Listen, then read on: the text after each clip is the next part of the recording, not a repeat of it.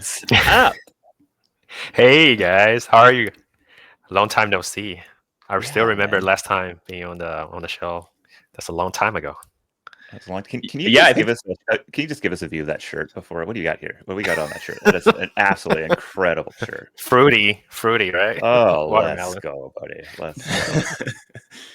yeah, I think last time we had you on the show was just after your fundraising announcement, actually, which was obviously a hilarious time on the timeline. Lots of support, lots of people very intrigued and interested in what you're doing. Lots of hate and lots of everything in between. So I guess before we kick off, so you're the founder of Puffpaw, which is the first quit smoking to earn product. So your smart vapes track smoking data and reward users for reducing their nicotine consumption.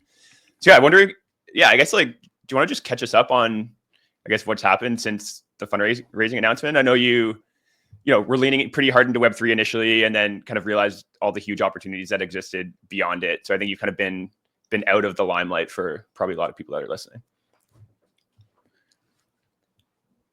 Yeah, it's been a good 10 months, I think, around 10 months since our fundraising, and all I'm focusing recently is more about selling to the non-crypto space, and I just feel like it's really fascinating.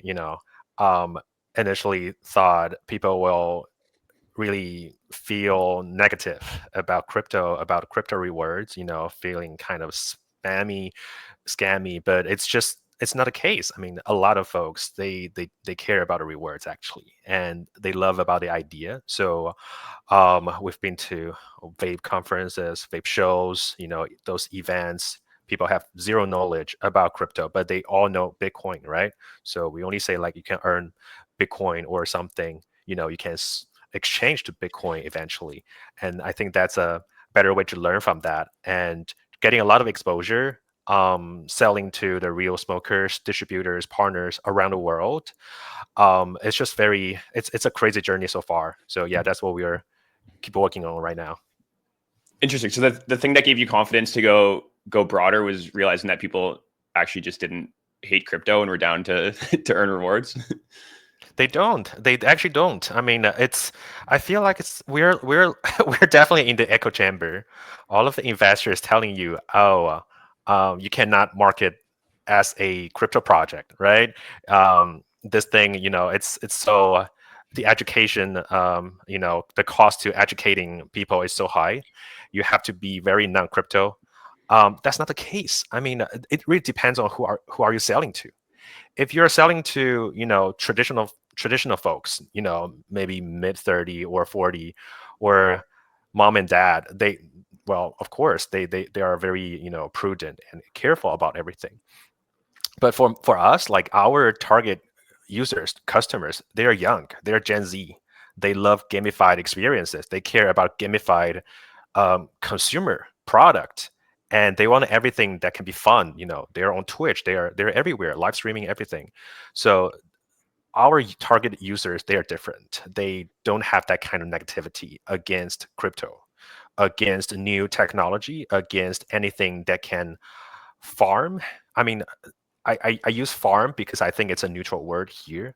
It's anything that you can be with, you can cultivate, you can accumulate more points, more numbers, anything that you can quantify your daily activities. I think that's a very fascinating experience for any of the young folks. So yeah, no negativities here.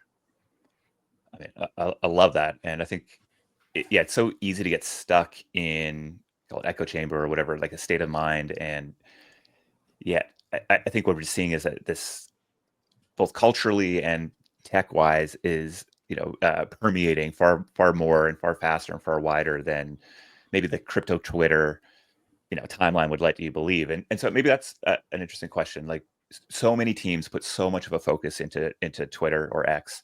Maybe if I start calling it X, I'll get some distribution on that fucking platform. We'll see. And also, I think everybody's like, oh, this is like the shittiest it's ever been for us as a community. And so I know you have probably stepped outside of that sort of network and into others. I'm curious where you're finding the most traction and connection out there in the social media landscape. Yeah. I mean, it really depends on countries, depends on regional markets, right? Especially, if it's Russia or the East Europe part, Telegram, Discord, and especially for our target customers, they are still in Telegram, they're still in Discord.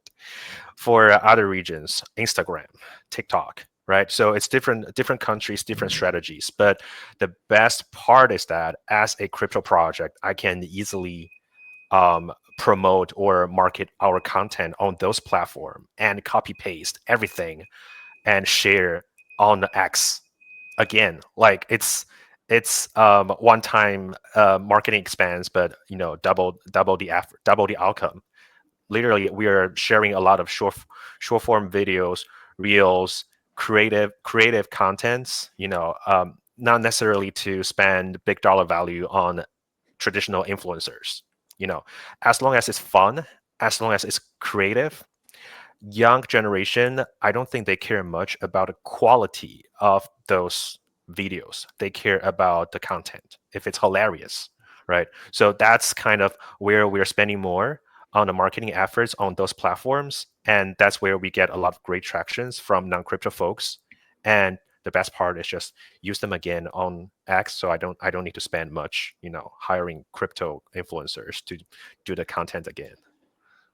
Yeah, that's You- Can you fill us in a bit on just what the vape industry looks like? Like, who are you competing against? Like, is the core value prop you're leading with this, quit nicotine? Is it gamified vaping? Like, I guess fill us in on how you guys fit into this Yeah, world of vaping. Yeah, absolutely. Just give me an example. We were at the biggest vape show every year in Dubai. Literally, all of the distributors and the vape brands are there to have their own. It's like an East Denver, but for the vape conference, vape industry. Vape So Thanks for putting that into words that make us understand. I like that. Yeah. the thing is that it's still a nicotine product. It's still banned in some countries, right? Of course, over 21. So the marketing for this industry is highly relying on organic content creation, organic promotion. Paid promotion is very hard. Of course, you can work with vape amateur vape influencer, but still paid promotion is super hard on Meta, on TikTok. It's just almost impossible. So organic content is very important. Brands, they sell a lot from local distributors and smoke shops, but they have no access to get connected with smokers. So first of all, you have to do a lot of organic content creation on you as a brand. You don't need to show your product. You don't need to sell your product, but you have to build a brand awareness first. The second thing is that you don't have access to users. But what we are trying to do, or what we introduce, is that because we have the mobile app, because we have the Bluetooth feature, we track all of the smokers' daily smoking data, the puff data, and your nicotine level, all of that mechanism. So we have a better stickiness with our users. We connect as a brand. We connect with our smokers directly. So when I was pitching this idea to other vape brands, we don't see them as competitors. We see as we are empowering them using our technology. That's something we vision ourselves. So when we talk to them, the first reaction from those vape brands is that, oh shit, Philip Morris or BAT, they're gonna love your data because they're big, tobacco giants, vape giants, but they still have no access to users' data because they just, they sell through distributors. That's just very, very unique. This industry is very unique because of the specialty of the product. So yeah, we are basically building a new device, a tracker, a monitor, a mobile app that can build this connection between the brands and the end customers directly. And that's, I think it's a lot of potential there to reshape the industry chain for this very, very traditional industry. Yeah, super interesting. Well, let's maybe turn to the crypto part and the rewards part. As somebody who's been following, obviously, I think we are investors here, and so I've been able to see from the ground up how this is going, and you kindly send links, and I've bought some things, signed up for some things, but I'm also trying to sit here and go, what is the actual token model? How are you thinking about, bringing the crypto, bringing the tokens into this product, and maybe from a user perspective, like a very eager user perspective, would love to know those details. Yeah, of course. Well, it's still to earn. You are still earning something, being incentivized to have a better behavior, right? To quit nicotine. So, on a high level, you every day you have a limited puff amount. You stay within that limit. You lower your nicotine. If you go with non-nicotine of that vape, you are earning more. If you stay within that limit, you are earning more. So we are using more, giving you more token rewards to help you to quit nicotine. That's the first thing. The second thing is that we make this whole journey as a competition. We have fixed amount of the supply of each batch of our product. So for example, right now we have 10K Genesis vapes. Every single day we have a fixed amount of the token rewards distributed, being rewarded to all of the 10K vapes users. So depends on your performance, like your mining efficiency really depends on your puff amount, your nicotine level, your tier of that vape. So it's a physical and a virtual experience combining together. But overall, if you have to climbing up the ranking, the leaderboard, so that you can earn more, because every day, as I said, it's a fixed amount of the token. So every single day, we're giving out the same amount of the token rewards as we onboard more future batches of the users. Of course, the average rewards per each user every day will go down, of course, right? But the case is that the more user we have on this platform, the more connections we build, the more consumer data we can access, we can accumulate. The key is not for us to sell their data. The key is that because I have those data on the platform, I can build this marketplace to pair, to match, to connect our users with other brands, with other potential data consumers, using this data marketplace, so that the value of that token will go up. So every day you earn less from that vaping performance. But the second part is that your data will be more valuable. You can actually sell your data directly to those data consumers as we grow our the pool of our users. For example, we have 40% of users from Korea. So Korea is very dense, right? Very small. 40% of the population are in Seoul, the Seoul metro area. The more users we have there, the very dense population there, that data will be so valuable for any of the other related data consumers trying to enter Korean market.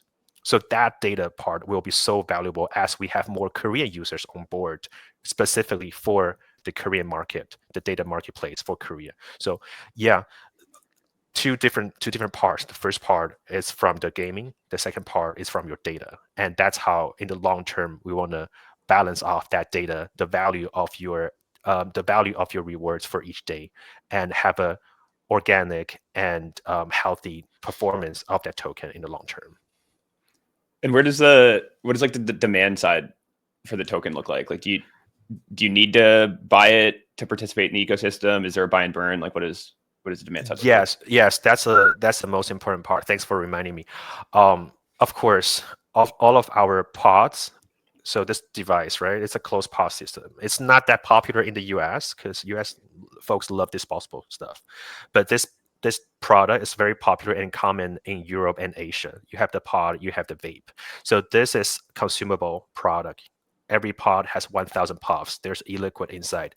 You have to keep buying more pods using our token, and then you can earn more every day, because every 1,000 puffs you probably will spend in a week. So you have to keep refilling your pods, keep buying more pods using the token, and that's literally how we can get more revenue.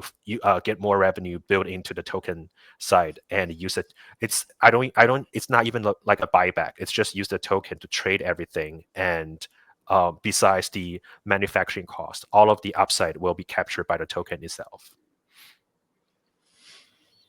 Got it. Love that answer. You tweeted the other day that your goal is to build the virtuals of consumer mining machines.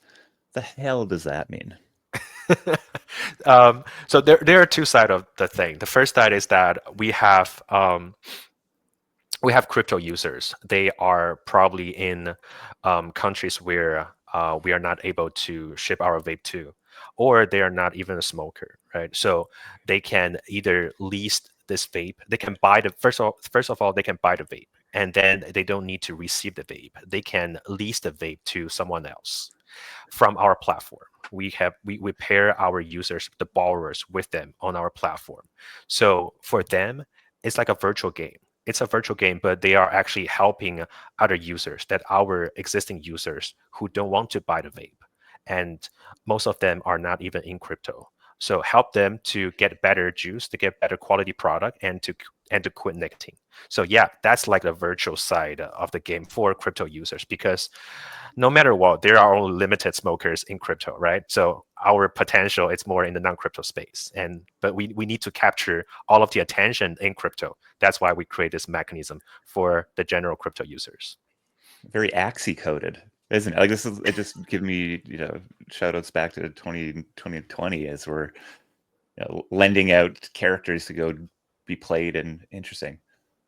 Cool, man. Well, Yeah. so people are interested in getting a little bit deeper. Like I know you guys continue to have ways of jumping in and starting to participate in the ecosystem. What's the best link to give them? Yes. So go to our X account, puffpaw_XYZ. We pinned our information for the next sale, which is our second batch, 30K vapes, and that's a even faster, better, higher quality of the mining machine. It's going to be much more affordable. We are matching the retail price of selling our device in smoke shops as well. So if you buy in the smoke shop, or if you buy on our website, that's going to be $90 per each of the device, and that's going to be on July the 22nd. So there's all of the information on that, and you can also DM me anytime for any questions. We're always in our community group chat. Amazing, Reffo. Thanks for hopping on. It's been a pleasure to watch you sort of navigate the a world that I think Josh and I have very limited touch points with, as not avid vapors by any means. But yeah, cool to see you do that, and reporting back to the rest of us who are maybe stuck on crypto Twitter, and hopefully some encouragement to get out there and start shilling crypto to your friends, because they want it, baby. Yeah, hell yeah. That's a lot of promotion there. Thanks, Reffo. You have a good one, man. Thank you so much. Thanks for having me. Peace, dude.